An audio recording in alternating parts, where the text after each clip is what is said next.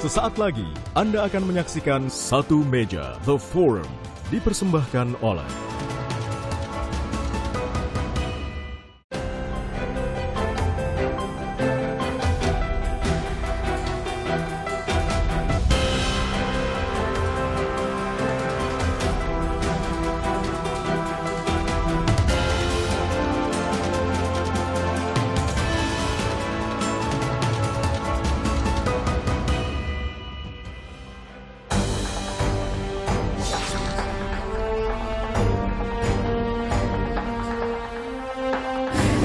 RU untuk seluruh bangsa dan tidak boleh digunakan sebagai senjata untuk kompetisi politik.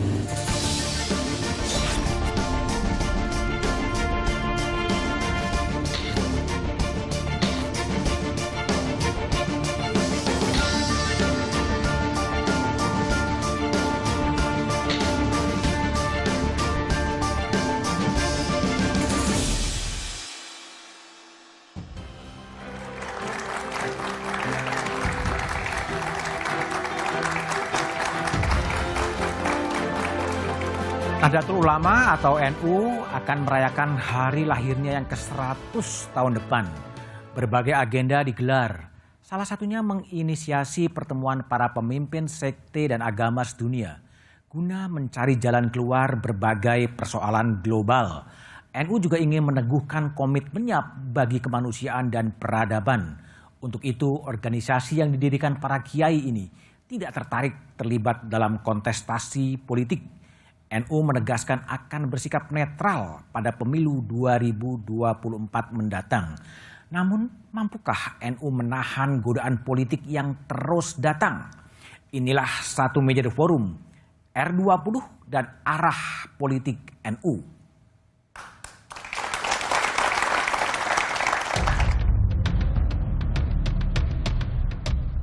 Menuju usia 1 abad Nahdlatul Ulama atau NU, di Februari mendatang sejumlah perhelatan digelar di Nusantara.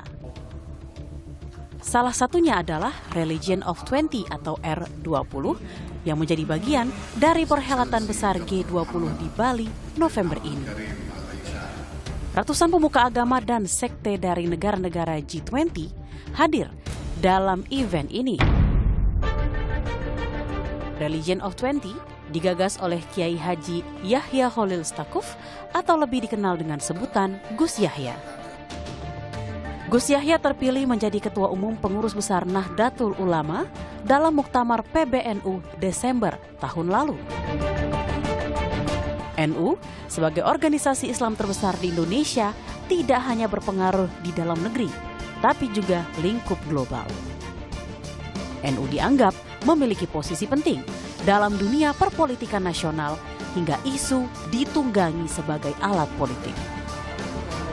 Namun Ketua Umum PBNU menyatakan Nahdlatul Ulama lepas dari gonjang-ganjing politik. Kita mohon jangan pakai politik identitas, terutama identitas agama, termasuk identitas NU. Lantas, akankah NU konsisten tidak terpengaruh dalam pusaran kancah politik menuju 2024?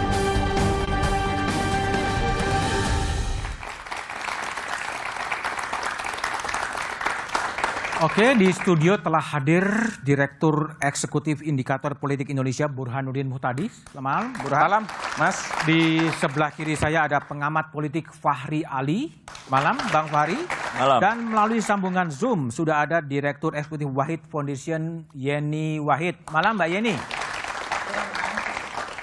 Oke, sebelum memulai dialog, kita akan simak dahulu perbincangan saya dengan Ketua Umum PBNU Kiai Haji Yahya Kholil Stakuf berikut ini. Saya telah bersama dengan Ketua Pengurus Besar Nahdlatul Ulama Yahya Kholil Stakuf. Malam, Gus. Saya ingin tanya, Gus, ini rame-rame soal G20, B20. Nah, sekarang Gus Yahya mengintroduce R20. Apa sebetulnya di balik itu, Gus?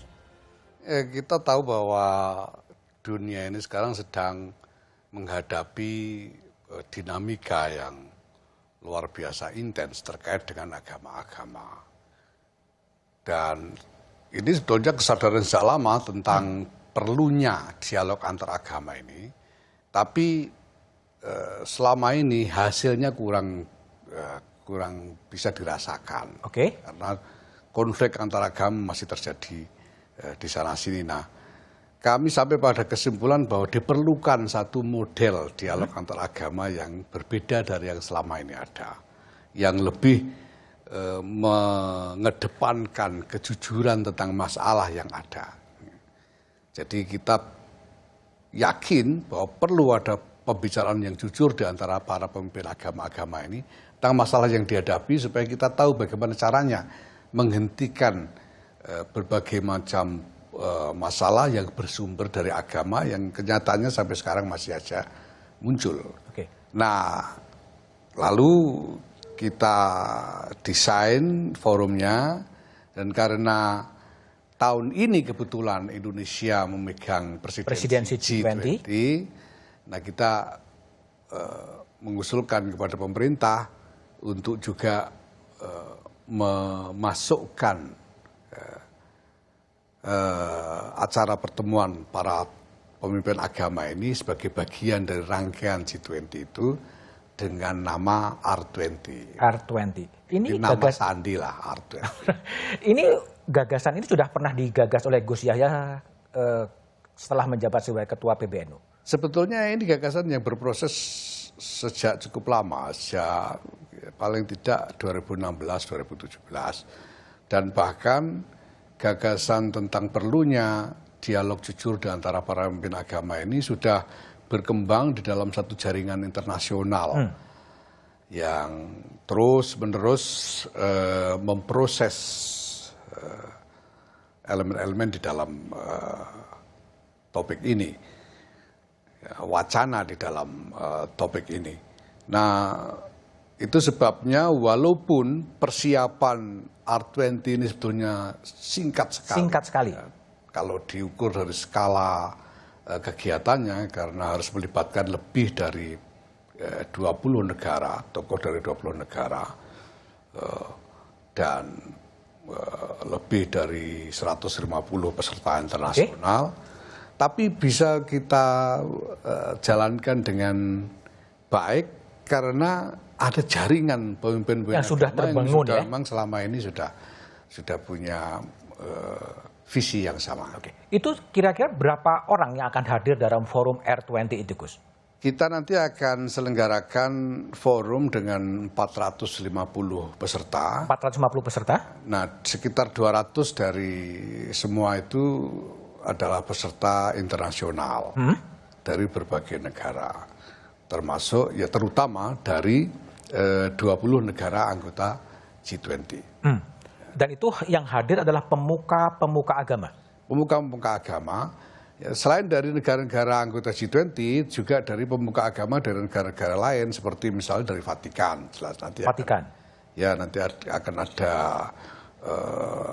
wakil dari Vatikan, bahkan kita sedang membicarakan dengan Vatikan untuk memperoleh rekaman sambutan dari Sri Paus sendiri. Oke. Brasil, kita sedang usahakan. Atau paling tidak nanti ada sambutan tertulis yang dibacakan oleh utusan dari Paus Fransiskus. Ya. Tapi persisnya apa, Gus, yang akan dibicarakan ketika pemuka-pemuka agama itu datang dalam forum R20? Apa yang akan dibicarakan sebetulnya? Agama-agama ini, kalau kita bicara soal default mode dari agama-agama ini dulu-dulunya, ya memang cenderung mendorong konflik dengan kelompok yang berbeda dulunya. Atas nama memperjuangkan kebenaran, atas nama memperjuangkan nilai-nilai agama sendiri. Itu dulu seperti itu. Dunia ini dulunya ini pernah menjadi rimba agama-agama yang saling bertarung satu sama lain. Nah, sekarang kita punya kesadaran bahwa ini tidak bisa kita teruskan lagi. Oke. Nah, tapi untuk berubah itu kita harus punya basis dialog yang sama. Nah, yang kita tawarkan di dalam R20 ini, mari pertama-tama kita diskusikan dulu apa saja nilai-nilai yang memang kita sudah sama, sudah saling berbagi selama ini. Tidak ada perbedaan di antara agama-agama itu. Kemudian kita bicara tentang nilai-nilai apa saja yang perlu kita bangun sebagai nilai-nilai baru supaya kita bisa hidup berdampingan secara damai. Oke. Karena ini memerlukan komitmen bersama tentang nilai-nilai baru yang sama. Yang bahkan mungkin perlu ada nilai-nilai lama dari agama masing-masing ini yang perlu katakanlah direkontekstualisasikan. Rekontekstualisasi. Ya, supaya mau menerima nilai baru ini. Nah, kemudian hal-hal lain yang kita boleh berbeda tanpa harus menimbulkan konflik. Ya mari kita saling bertoleransi saja kita. Itu platform yang hendak kita tawarkan. Nah, nanti detailnya akan dibicarakan masing-masing dan sebetulnya setiap agama ini sudah punya inisiatif-inisiatif ke arah itu yang nanti bisa di-share. Oke. Kalau dari sisi tema, Gus Yahya, ini kan temanya kan mengungkap dan mengembangkan agama sebagai sumber solusi, gerakan internasional untuk nilai moral dan spiritual bersama. Ini apa sebenarnya? Bisa dijelaskan nggak sebenarnya tema yang diambil oleh R20 yang sangat dalam sebetulnya? Ya, begini. Dulu itu saya pernah di satu kesempatan di luar negeri, saya ditanya orang, NU ini organisasi terbesar dari negara Muslim terbesar di dunia. Kenapa kalian tidak mau negara Islam? Itu pertanyaannya. Lalu saya bilang begini, dulu itu para pendiri bangsa dari latar belakang yang sangat berbeda-beda, semua agama besar, semua ideologi besar dunia berkumpul, dan mereka harus berpikir tentang satu platform bersama yang bisa membuat semua orang bersatu. Yang mereka lakukan adalah mereka mencari nilai-nilai yang paling mulia dari setiap latar belakang kelompok itu, dari setiap kelompok itu, apakah dari agama atau dari ideologi yang lain, untuk bisa diterima bersama. Sehingga menjadi satu visi tentang satu format atau satu cita-cita peradaban yang mulia bagi Indonesia. Nah, ternyata ketemu, kita bisa nemu Pancasila itu kan sebetulnya adalah nilai-nilai paling mulia yang bisa diterima oleh semua agama, kelompok. Ya. Nah, kenapa kita tidak lakukan hal yang sama untuk untuk pergaulan global kita ini? Kalau kita bicara tentang ekonomi, kenapa kita tidak bicara tentang ekonomi yang mulia? Bicara politik, kenapa bukan bicara tentang politik yang mulia? Sehingga ekonomi tidak hanya perebutan sumber daya, perebutan keuntungan, ekonomi tidak hanya perebutan kekuasaan, tapi kita berpikir tentang nilai-nilai yang mulia untuk diwujudkan melalui ekonomi, politik, dan lain-lain. Dan agama-agama bisa menyumbang dalam menginspirasikan nilai-nilai spiritual dan nilai-nilai kemuliaan itu tadi. Gus, saya baca artikelnya Mas Ahmad Swaidi di Kompas, ya, soalnya kan organizing committee di R20, yang Mas Swaidi mengatakan bahwa mengharuskan keterlibatan langsung agama dalam sejumlah isu seperti kerusakan lingkungan dan perubahan iklim, kemiskinan dan kesenjangan. Lalu juga untuk keluar dari trauma dan pandemi COVID-19. Ini bukan karena agama punya jawaban terhadap isu-isu tersebut, melainkan justru ada masalah besar di dalam agama. Sebetulnya penjelasan elaborasi lebih lanjutnya seperti apa? Ada masalah dari sisi agama itu sendiri? Ya, karena agama, seperti saya katakan tadi, default mode-nya ini memang mengarah kepada pertentangan dengan kelompok yang berbeda dan mengarah kepada cenderung mengarah kepada cara pandang yang berjarak dari realitas duniawi yang sesungguhnya. Dan kita ingin ajak supaya agama-agama ini lebih jujur mengakui apa yang menjadi masalah dalam realitas itu. Ya, kita mulai dari hal-hal yang selama ini memicu konflik, tapi kemudian kita arahkan juga kepada hal-hal lain yang menjadi masalah bersama yang membutuhkan kontribusi dari kelompok-kelompok agama ini. Kalau ditafsirkan dalam realitas empirik yang ada, pemahaman Gus Yahya ini apakah kemudian berbagai kekerasan yang terjadi, berbagai konflik terjadi juga karena memang tafsir atas agama itu sendiri? Ya, kenyataannya memang begitu. Kita masih melihat misalnya di Afrika Barat ya, ada konflik, ada persekusi, diskriminasi ya, terhadap kelompok Kristen yang dilakukan oleh sebagian kelompok Muslim di sana memang dengan motivasi agama, dengan seruan-seruan agama. Itu juga terjadi di India oleh kelompok Hindu atas Muslim dan minoritas yang lain, Kristen dan lain-lain juga dengan seruan agama di Myanmar dan lain-lain. Dan ini semua membutuhkan jalan keluar. Nah, maka para pemimpin agama ini sebetulnya mereka harus mau mengambil tanggung jawab dalam masalah-masalah ini. Agama, ada ajaran agamanya yang sebetulnya bermasalah atau kemudian tafsir dari orang-orang terhadap ajaran itu sebenarnya? Mungkin pada level tafsir, karena ini kecenderungan konflik ini terjadi ketika agama-agama itu kemudian dijelmakan ke dalam konstruksi sosial politik. Ketika kemudian muncul negara-negara, kerajaan-kerajaan yang kemudian membuat label agama sebagai identitasnya dan menjadikan atau mengklaim agama itu sebagai basis dari keseluruhan konstruksi nilai-nilai sosial politiknya. Sehingga di masa lalu sangat biasa konflik antara satu kerajaan dengan kerajaan yang lain, negara dengan negara yang lain atas dasar perbedaan agama. Turki Utsmani itu ratusan tahun tidak pernah berhenti dari konflik menghadapi kerajaan-kerajaan Kristen Eropa dengan alasan agama. Kerajaan-kerajaan Islam di India itu juga konflik dengan kerajaan-kerajaan Hindu atau kelompok-kelompok Hindu di sana sejak dulu dengan alasan agama. Oke. Nah, ini yang perlu kita cari jalan keluar supaya berhenti, jangan diteruskan. Oke, ibaratnya sebuah conference atau pertemuan ya, pertemuan termasuk R20. Kira-kira pesan global apa yang akan disampaikan dari pertemuan R20 kepada dunia agar kemudian dunia bisa menjadi lebih damai, semuanya bisa lebih adil dan lain sebagainya. Bayangan Gus Yahya seperti apa? Ya, pertama-tama agama-agama ini harus sampai kepada jalan keluar dari persoalan mereka sendiri. Mana mungkin agama-agama ini bisa menawarkan sesuatu yang berharga kepada dunia kalau agama-agama tidak bisa menemukan jalan keluar dari masalah mereka sendiri. Dan masalah di antara mereka sampai sekarang masih ada. Ini selesaikan dulu.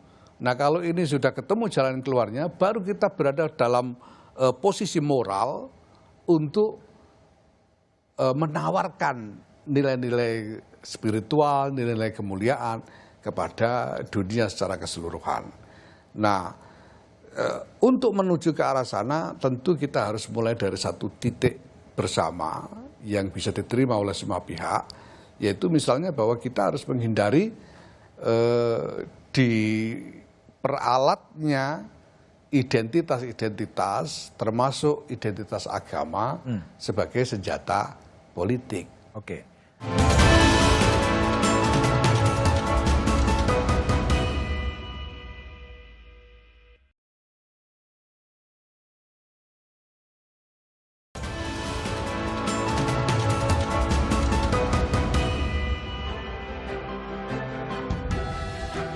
Gus, kita masuk kepada isu yang politik kekinian, juga NU juga dilirik kiri kanan dalam konteks pemilu presiden 2024. Sekarang berbagai analis politik atau pengamat mulai mengincar nih, mencari capres atau cawapres dari Nahdlatul Ulama.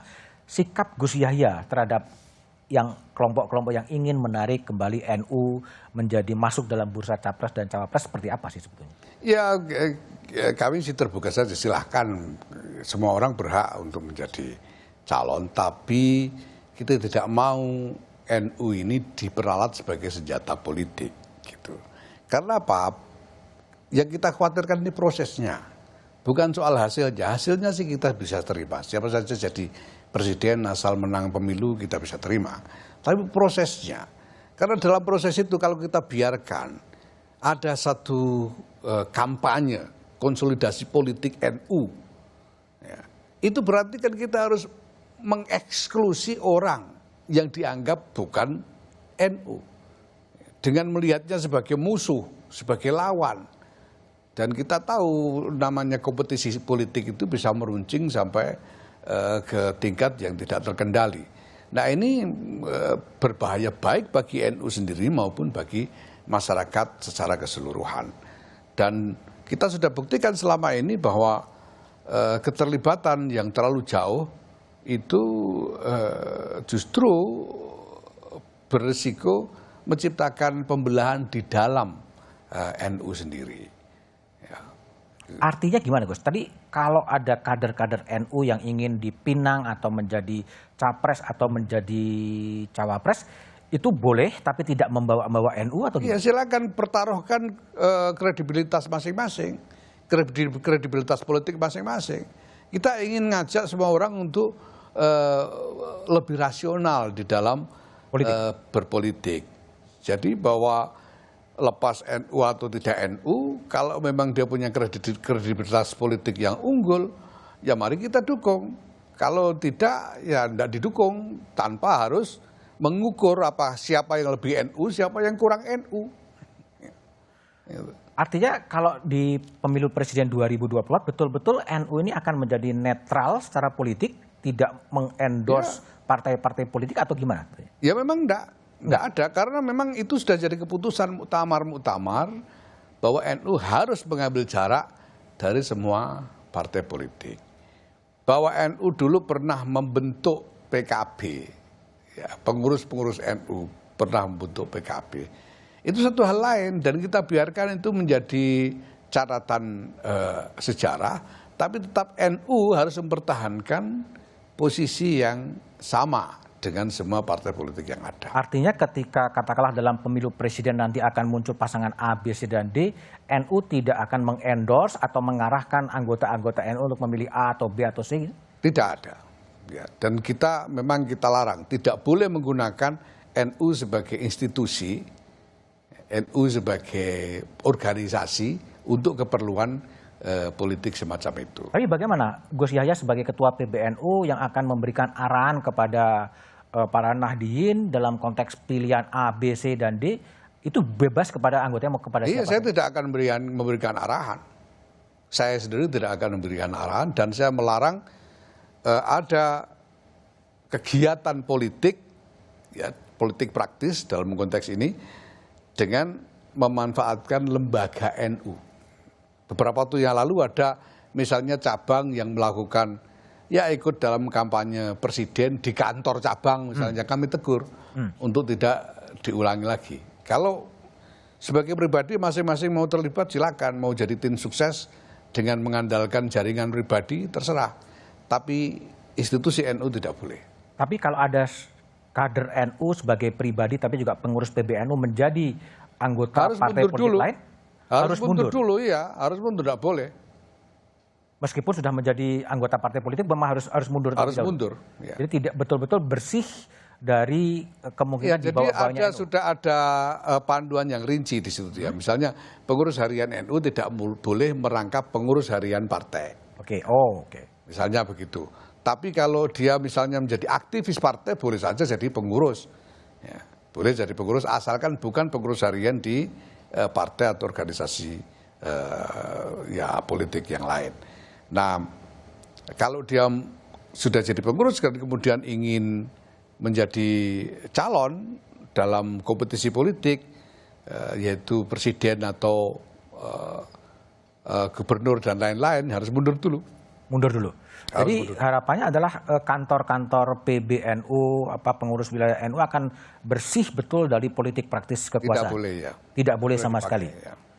Gimana cara Gus Yahya bisa memastikan dan menjamin bahwa kantor-kantor cabang NU yang begitu banyak betul-betul steril dari kegiatan politik kekuasaan? Ya konsolidasi, ini soal konsolidasi organisasi. Artinya akan kalau ada terjadi kemudian dipanggil? Ya bahkan sebelum itu kita sudah lakukan upaya-upaya untuk mencegah mereka menggunakan NU sebagai alat politik. Oke, Gus, saya juga pernah dengar pernyataan Gus Yahya soal NU akan melawan politik identitas.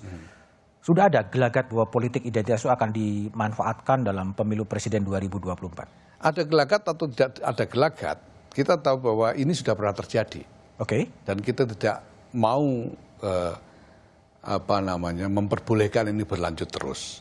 Kita tidak ingin ini berlanjut terus. Maka ya kami bersiap-siap juga untuk mencegah itu terjadi lagi. Kenapa kemudian politik identitas selalu dimaknai bahwa ini muslim, non-muslim? Bukankah juga ada identitas yang lain? Gender, pria, wanita, Jawa, sama, semuanya sama. Jadi kita harus lebih rasional di dalam, ya kita ingin mendorong demokrasi yang lebih rasional. Dengan bersandar pada kualitas pribadi-pribadi yang terlibat di dalam politik itu, bukan latar belakang identitasnya, apakah suku, agama, jenis kelamin, atau yang lain. Jadi menjadi sebuah politik gagasan, apa yang akan dibawa oleh si capres? Gagasan, kredibilitas, track record, dan lain sebagainya. Jadi tidak bisa kita, ya walaupun koruptor karo Islam kan nanti masuk surga juga misalnya, itu juga. Okay. Ini tidak sesuatu yang tidak relevan untuk dikembangkan di dalam demokrasi kita. Tapi cara NU untuk melawan politik identitas yang bisa dikatakan terjadi atau juga sudah terjadi, cara apa sih yang akan dipakai oleh NU? Ya, NU ini kan gerakan sosial ya, kita membangun strategi sosial yang kita desain untuk menghadang itu. Kita sudah siapkan platformnya, ada berbagai hal kita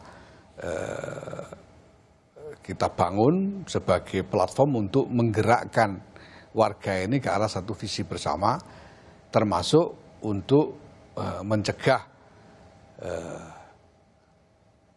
meluapnya politik identitas itu.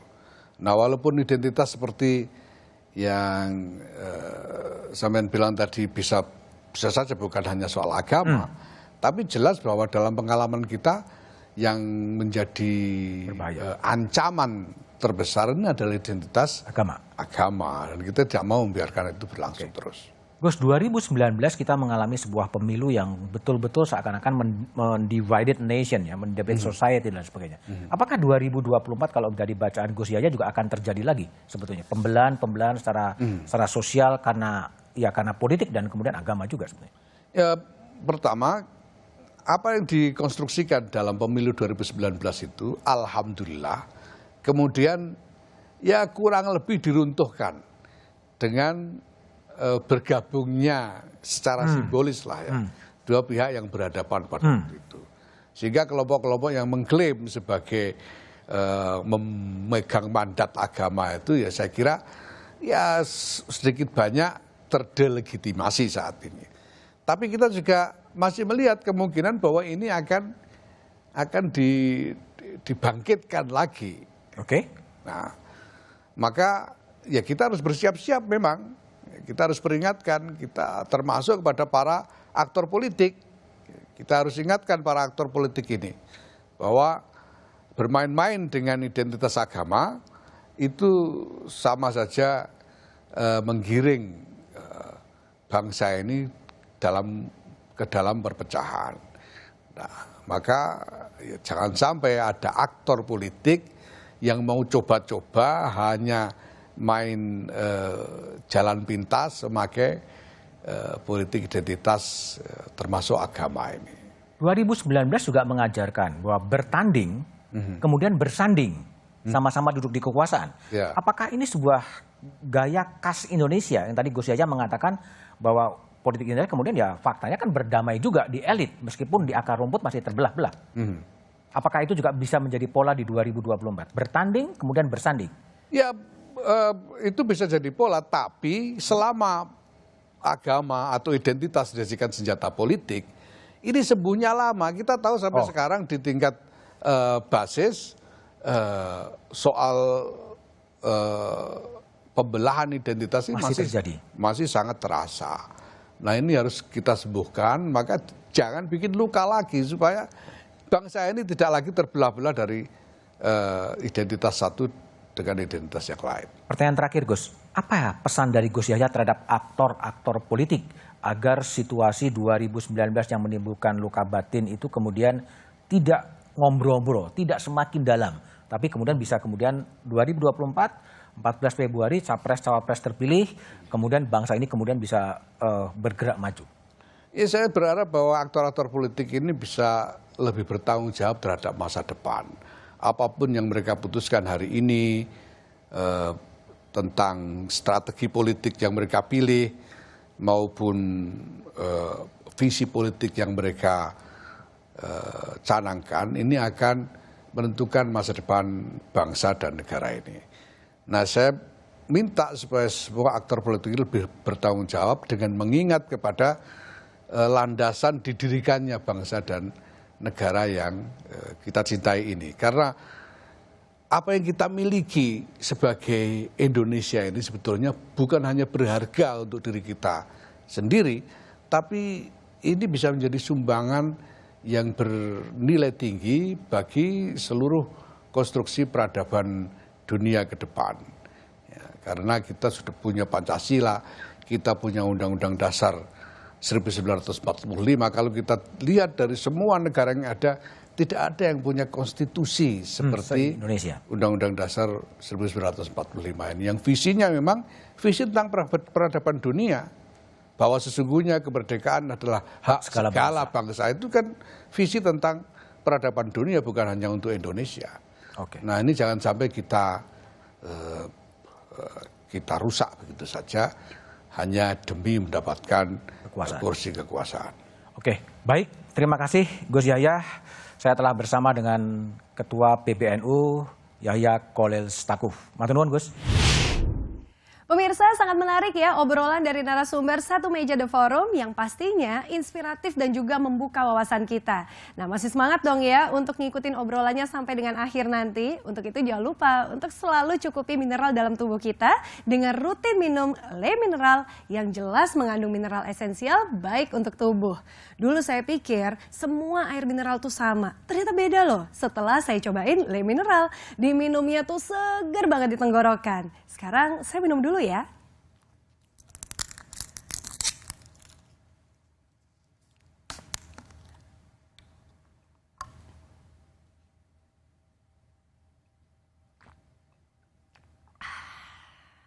Rasanya segar, enteng banget di badan, jadi pengen minum terus. Kalau kita lihat kemasannya, ini juga terproteksi pemirsa. Nih kita lihat ya, botolnya keras belum dibuka. Terus ada seal cap di bagian tutupnya, jadi aman dari pemalsuan. Pokoknya selalu ingat pemirsa, pilih sehat, pilih Le Mineral.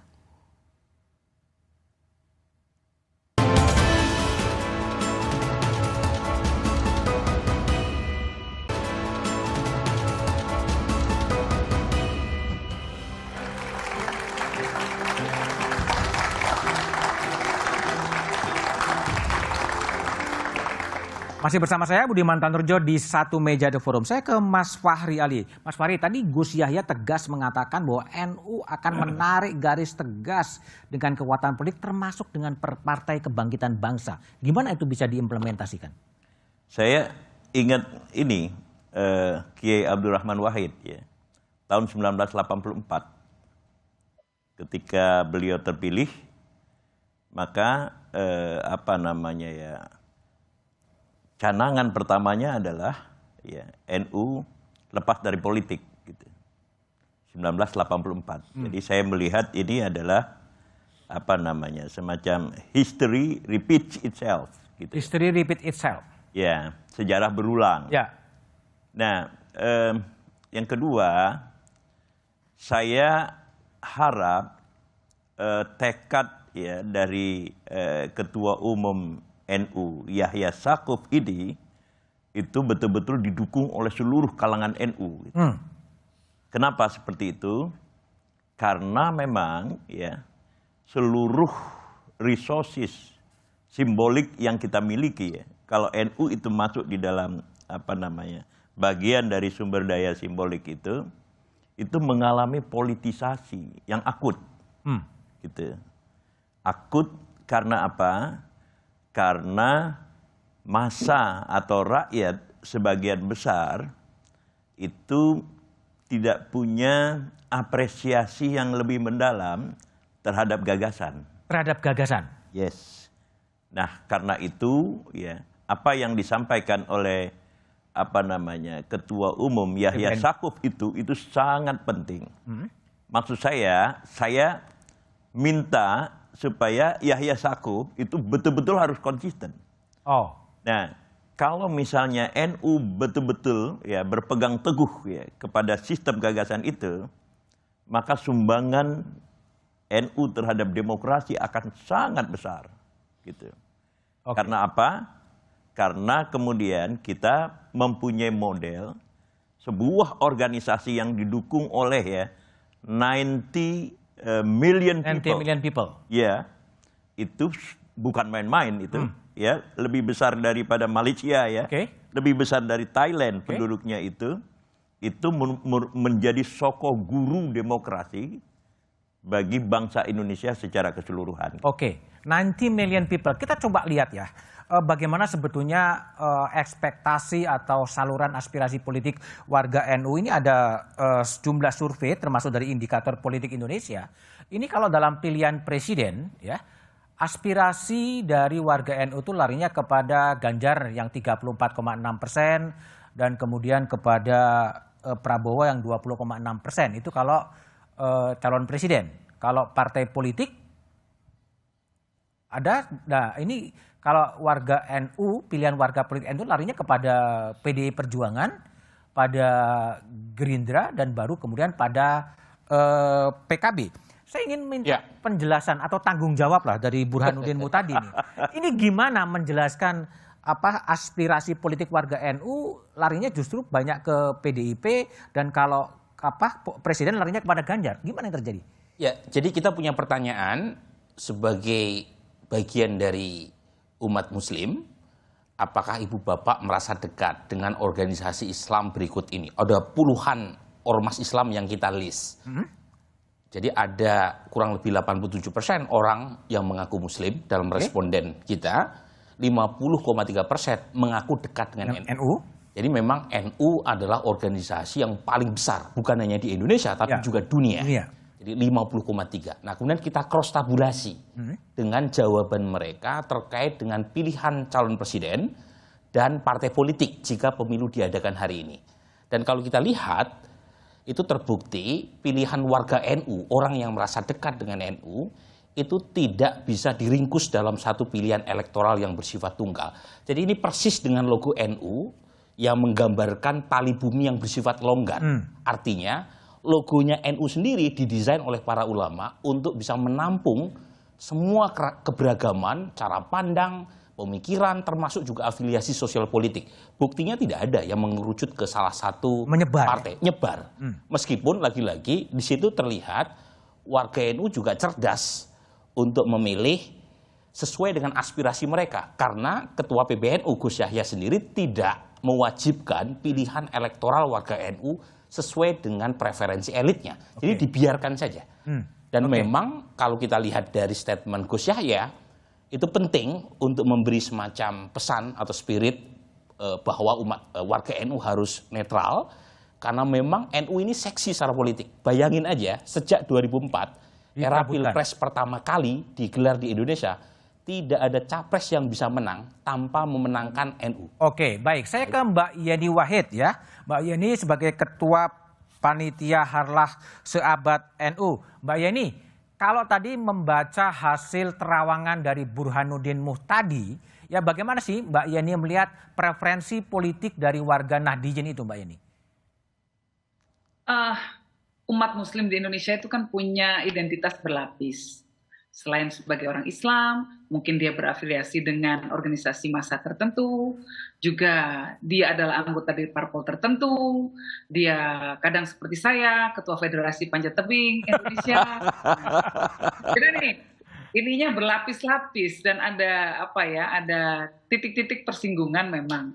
Tetapi tidak serta-merta satu identitas kemudian menentukan preferensi politiknya. Nah, jadi belum tentu juga identitas keagamaan menjadi penentu dia dalam sikap politik. Nah, jangan-jangan ketika dia aktif di partai politik, dia merasa lebih teraktualisasi dirinya, ya, aspirasi politiknya lebih bisa teraktualisasi. Nah, kan tidak semua partai politik itu bisa memberikan ruang untuk semua. Tidak hanya satu partai politik yang bisa memberikan ruang untuk seluruh warga NU yang puluhan juta itu pasti akan tersebar. Dan ini jumlahnya juga proporsional dengan jumlah perolehan partai tersebut dalam pemilu. Nah, otomatis ketika PDIP yang menjadi pemenang pemilu, otomatis jauh lebih banyak orang NU ada di PDIP. Dan ketika mereka di PDIP, pasti mereka akan melakukan konsolidasi di tingkat basis. Oke. Nah, Mbak Yeni, kalau Mbak Yeni sebagai bagian dari NU, ya, apakah hasil survei dari Indikator Politik Indonesia dan juga SMRC yang gambarnya sama itu memang searah dengan potret dari arah politik warga NU seperti yang ada sekarang? Tapi jawaban Mbak Yeni setelah jeda berikut ini.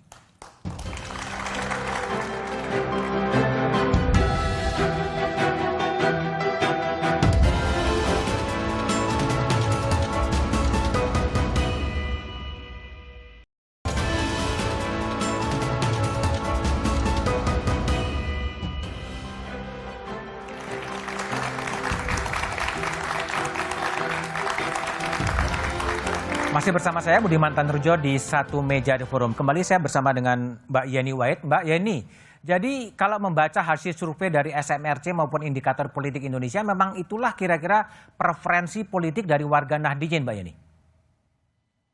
Kita belum tahu kan, Mas, karena ada satu lagi sumber yang belum masuk, belum afdol, kalau belum dapat hasilnya dari survei Kompas. Oke, kalau yang sudah ada gimana? Apakah seperti itu kira-kira preferensi politik dari warga Nahdliyin? Bisa jadi begitu, nggak tahu. Kan saya belum bikin survei sendiri. Nanti kalau saya bikin survei sendiri, saya lapor ke Mas Budiman nanti. Tapi memang pilihan-pilihan warga NU itu mirip dengan preferensi politik secara nasional ya. Kalau nasionalnya seperti itu, NU-nya mirip-mirip begitu ya Mbak Yeni ya? Karena kan memang tadi kalau dikatakan bahwa hampir 50% warga Muslim Indonesia merasa berafiliasi dengan NU, artinya representasi NU di penduduk Indonesia itu ya besar sekali. Jadi dari situ kan sudah bisa terbaca juga gitu ya, walaupun mungkin tidak sangat detail, tidak sangat spesifik, tapi trennya bisa terbaca juga. Oke, baik Mbak Yeni Wahid. Saya ke Mas Burhanuddin Muhtadi. Ini ada Gus Yahya tegas menarik garis politik, tapi kemudian juga mencuat nama kemudian Gus Yahya Puan ya sebagai capres cawapres. Apakah ini akan juga bisa mengulangi nostalgia Gus Dur Megawati? Ya, nostalgia ke arah sana bisa jadi. Tetapi lagi-lagi warga NU itu punya preferensi yang tidak bisa sepenuhnya bisa dikendalikan oleh para elit. Oke. Jadi jangan lupa kalau kita merujuk pengalaman 2004, itu yang maju yang merepresentasikan NU bukan hanya Megawati Hasyim Muzadi, tetapi juga Wiranto Salahuddin Wahid. Termasuk uniknya di 2004 warga NU, orang yang merasa dekat dengan NU paling banyak justru memilih SBY JK. Jadi JK sendiri kan pengurus NU. Ya. Jadi poin saya adalah NU itu sendiri itu persis merepresentasikan logo NU yang dibuat oleh para ulama. Tali bumi yang longgar dan karenanya tidak bisa diringkus dalam satu tafsir, termasuk satu afiliasi politik ya. Jadi menurut saya kita ikut fatwa politik Gus Yahya bahwa NU sebaiknya menjaga jarak dengan politik praktis 2024. Bukan hanya penting buat NU itu sendiri, tapi juga buat bangsa ini. Karena tadi disebut luka atau residu polarisasi pasca 2019 itu belum hilang. Elitnya sudah berangkulan, warganya masih ribut sendiri. Jadi perlu satu seruan moral dari para elit, terutama PBNU, yang tadi 50,3% itu artinya lebih dari 100 juta orang Indonesia yang beragama Muslim itu merasa dekat dengan NU untuk terus-menerus diingatkan perlunya menjaga jarak dari politik praktis, politik identitas. Dan jangan lupa, seruan ini tidak mudah, tadi Bang Fahri menyebut ya. Kenapa tidak mudah? Tadi data menyebutkan bahwa 50,3% orang Islam dekat dengan NU, dan data juga menunjukkan sejak 2004 tidak ada capres yang bisa menang tanpa memenangkan basis NU, namanya Jawa Timur dan Jawa Tengah. Jadi capres bisa kalah di Jawa Barat tapi tetap menang secara nasional asalkan menang di Jawa Timur dan Jawa Tengah. Jadi kalau misalnya tidak memenangkan dua basis NU ini, itu umumnya kalah. Jadi saya ingin katakan adalah komitmen moral tadi perlu ditunjukkan di 2024 karena godaan ke arah sana pasti kuat. Gak ditarik-tarik. Dan bukan hanya godaan kepada masanya, godaan kepada elit NU. Dan karenanya perlu untuk terus menunjukkan komitmen bahwa NU harus menjaga jarak dari politik praktis untuk kepentingan bangsa yang lebih besar. Oke, baik. Bang Fahri, Anda kan cukup lama mengamati NU ya. Kira-kira arah politik NU di pemilu 2024 itu akan kemana sih? Kalau NU-nya sendiri kan sudah bilang netral kan. Oke, kalau Anda baca. Tapi kalau itu, maksud saya begini ya, NU itu terlalu eman-eman kalau nggak diajak berpolitik. Gitu. Terlalu eman-eman kalau nggak diajak berpolitik? Iya, karena masanya kan banyak sekali. Masanya banyak, lalu kemudian walaupun sudah mulai mencair sekarang ini, tetapi semangat sami'na wa ata'na itu masih ada, gitu. Jadi bagaimana kata pemimpin, walaupun ya tidak persis sama seperti pada masa lalu, gitu. Jadi kalau saya melihat bahwa Yahya Saquf itu berusaha menegaskan terus-menerus ya, bukan hanya politik identitas, tetapi juga identitas NU itu jangan dibawa-bawa ke politik. Itu adalah suatu usaha menetralisir ya, secara mendalam, dan saya harap ini berhasil, tentang adanya distansi ya, resmi antara NU dengan politik gitu. Oke. Tapi gitu ya, saya khawatir, walaupun saya takut bisa saya salah ya, saya khawatir ya, kekuatan ya Yahya Saquf itu bisa juga melemah. Oke, jadi apa yang perlu dipastikan yang harus dilakukan agar betul-betul NU betul-betul netral dan menjaga jarak dari semua partai politik? Harus ditegaskan terus-menerus gitu. Nah, dukungan Yeni dalam hal ini ya, lepas dari soal PSI ya, dalam konteks ini menjadi sangat penting untuk disuarakan gitu. Karena apa? Karena jumlah 90 juta itu besar. Itu sangat besar gitu. Oke. Di dalam ya eman-eman betul gitu. Maksud saya pada tingkat Yahya Saquf mungkin bisa. Oke. Tapi yang di bawahnya itu kan ada politisi kan? Di situ. Ada siapa bupati wali kota yang Jawa Timur itu? Probolinggo. Saiful, lalu yang dari Golkar ya. Dan dari PDIP dan seterusnya gitu. Oke. Jadi mungkin pada tingkat Yahya Saquf itu bisa gitu. Persoalannya adalah apakah Yahya Saquf itu bisa mengontrol mereka ya yang menjadi politisi gitu. Yang di dalam konteks politik praktis mungkin lebih berpengalaman daripada Yahya Saquf. Gitu. Oke, Burhan bisa pendek apa yang bisa menjamin agar menjaga jarak dari partai politik NU? Komitmen dari PBNU, dari elit, termasuk mengingatkan tugas suci PBNU, kalau istilahnya Kiai Mustafa Bisri, NU jangan hanya menjadi jamaah tapi juga jam'iyah. Jadi peran sosial NU dalam soal schooling, pendidikan, kemudian feeding, kesejahteraan sosial, dan healing, pengobatan, itu penting untuk terus-menerus diingatkan. Dan peran sosial ini bukan hanya tidak kalah penting, jauh lebih penting ketimbang peran politik praktis. Oke, baik. Mbak Yeni, yang terakhir, jadi apa yang bisa memastikan agar NU betul-betul netral dan steril dari politik praktis? Kalau NU sebagai sebuah jam'iyah itu jelas karena ada mekanisme kalau internal organisasi ketika akan membuat keputusan apapun. Jadi mulai dari rapat gabungan sampai muktamar itu keputusan tertinggi di dalam NU dan itu harus diputuskan bersama-sama. Dan sejak khitah sampai sekarang tidak ada, keputusannya tetap sama bahwa NU secara resmi tidak melakukan politik praktis. Bahwa ada individu-individu yang kemudian melakukan manuver-manuver politik itu tidak mewakili organisasi. Nah, yang kedua sebetulnya yang harus kita lihat tuh gambar besarnya. Tadi survei tadi itu memperlihatkan bahwa orang-orang NU itu sebetulnya punya kesadaran politik nilai.